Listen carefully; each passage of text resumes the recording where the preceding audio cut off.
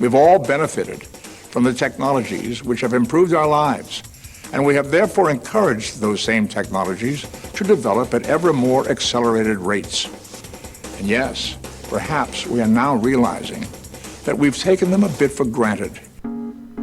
Hi and welcome to the first ever episode of TobyTech. Today we are taking a look at a legendary case from the early 2000s.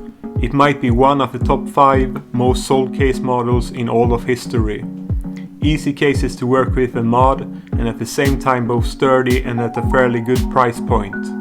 In some sense, this case marks the beginning of the rise of the enthusiast market, leading up to the wide popularity of custom builds and the huge interest we see and take for granted today in PC hardware. Despite all this, finding this case today in an unmodded and good condition can sometimes be a challenge. Since most people own their chassis for more than a couple of years, it became natural to change and mod the case before moving on to more modern solutions. The chassis we are about to explore became sort of a playing ground for the modding community and many people's first experience with PC building. This case is somewhat of a mystery. The manufacturer of the case is, as far as I have found, Ming, followed by Chieftec and Antec also offering the design in various forms as time went on. Cheaper knockoffs have also been circulated. Models were still being sold just a couple of years ago. This comes as no surprise, as the Dragon was well built, affordable and provided excellent cooling. I was mainly on the lookout for a case that would fit well for a sleeper build, so I went with the Chieftec Dragon Midi case. An excellent choice since the Midi case is a lot smaller than the full tower, and since I had no need for the extra space. I managed to get the case shipped to me for roughly $60. The case was specified as being in a used condition, but it was in greater shape than I dared hope for.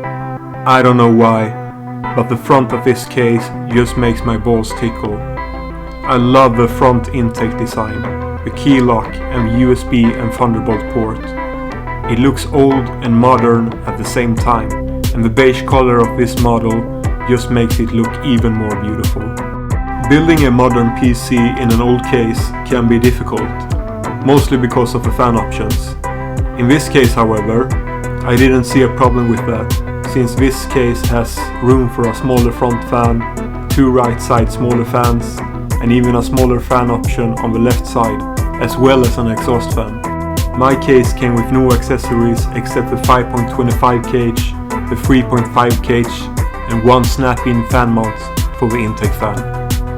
Looking at the panel, you can clearly see the quality control marking with the date of this specific case that happens to be 2007. Despite this being an older case, it still supports both ATX, MATX and eATX motherboards. If you are planning on building a sleeper PC, be sure to confirm that the case supports ATX motherboards. The ATX standard was developed in 1995, so a case older than that might be built on the AT standard that no longer is compatible with modern hardware.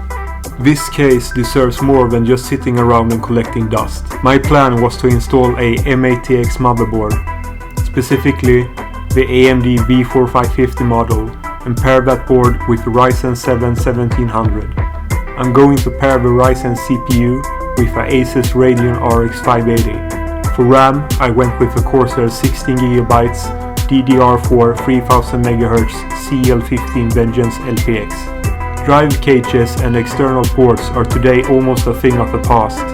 Quite sad, I think, so I'm filling up the 5.25 cages with a disk reader and a 5.25 drive bay designed for a single 3.5 HDD or SSD hard drive. For the 3.5 base, I wanted to add a more modern connectivity since the 2 front USB ports are of an older standard, not providing USB 3.0. I have listed all of these hardware used in this build in the description below this video. Be sure to check that out if any of these products appeal to you. To not make this video 2 hours long, here is my finished build in all its glory. As you may notice, I added RGB to the front intake of the chassis. I think it gives the build a nice effect, and if you don't like RGB, you can always turn it off. But now to one of the important questions. how good is a 2 decades old PC case in terms of temperature and heat? Well, to my surprise, the system performed more than adequate, even compared to a modern chassis. With both the CPU and GPU being overclocked, temperature of the CPU is around 35 degrees Celsius and around 33 degrees Celsius for the GPU running at stock speed. I stressed the heating capabilities by doing repeated runs with 3D Mark and AIDA64. System was stable and temperatures stabilized to idle temperature within minutes of closing any performance heavy program. If some of you still thinks older PC chassis can perform, I also want to point out that during my 3D Mark run, I was able to obtain a score of more than 5,000 points in TimeSpy. This score is now on top 100 result out of more than 7,000 results, with this specific CPU and GPU on the TimeSpy 3D Mark high score. Wrapping this video up, there are some things I would like to point out. Most information on Google is from the early years of the millennium, and finding, for example, a specific date for when the chassis first started selling and history surrounding that was troublesome. I have sent questions about this and other things to Chen Ming in Taiwan, and I am still awaiting their response.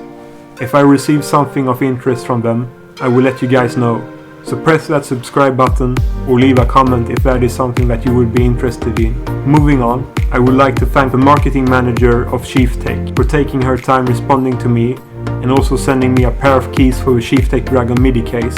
I am really satisfied with my build, and I would absolutely recommend this case to anyone who's interested in building a sleeper. Building inside this one was really easy, and the options concerning cooling is really great. If you like the look of the case itself, I don't think you can find a better option.